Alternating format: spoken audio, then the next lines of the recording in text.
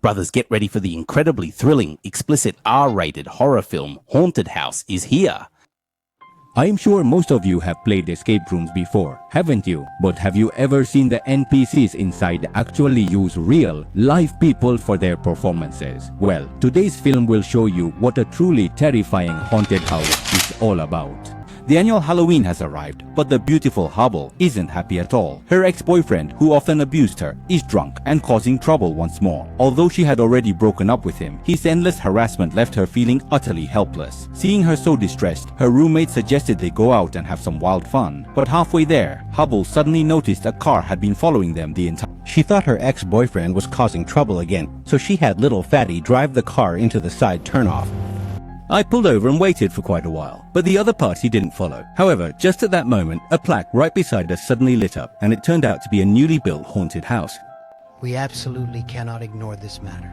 The group drove along the small path and into a courtyard. A crowd was already buying tickets, so it seemed quite popular. However, the rules were a bit unusual. First, everyone had to sign a waiver to prevent them from being scared and then trying to extort money. Second, all cell phones had to be locked in a metal box at the entrance. Of course, they could keep their own keys, but it still made the group hesitate slightly.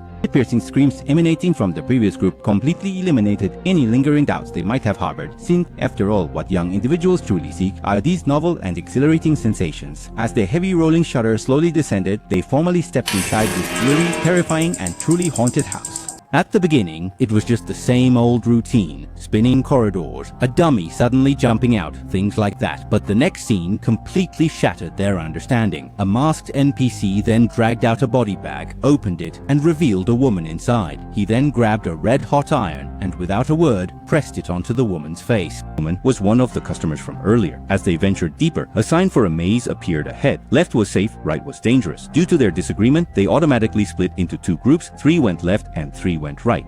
Little Fatty's team first encountered massive spiderwebs, as if they'd entered the silk web cave, and even the spiders crawling on them were real. At the very end, 3 coffins were arranged side by side. Little Fatty opened each one, but found no entrance leading to the next level. Hubble quickly checked them too, but found no clues whatsoever. But as soon as he closed the door, the sound of turning mechanisms echoed from within.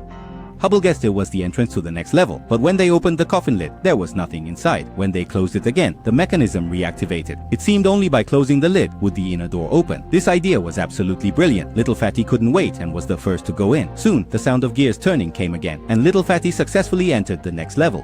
Next, it was Hubble's turn, and the whole process went just as smoothly. However, when the girl in the yellow dress was the last to step into the coffin, the mechanism failed to activate. Just as she was about to scream for help, a small window suddenly opened right above her head, and in the very next second, the sealed coffin lid was finally opened. Seeing the yellow-skirted girl's disheveled state, Little Fatty told her the spiders were all fake, just plastic toys that children play with at home. Just then, Hubble discovered a dark opening. It seemed that to reach the next level, they would have to pass through this tunnel. Little Fatty, as the scout, still took the lead, with Hubble and the yellow-skirted girl following closely behind.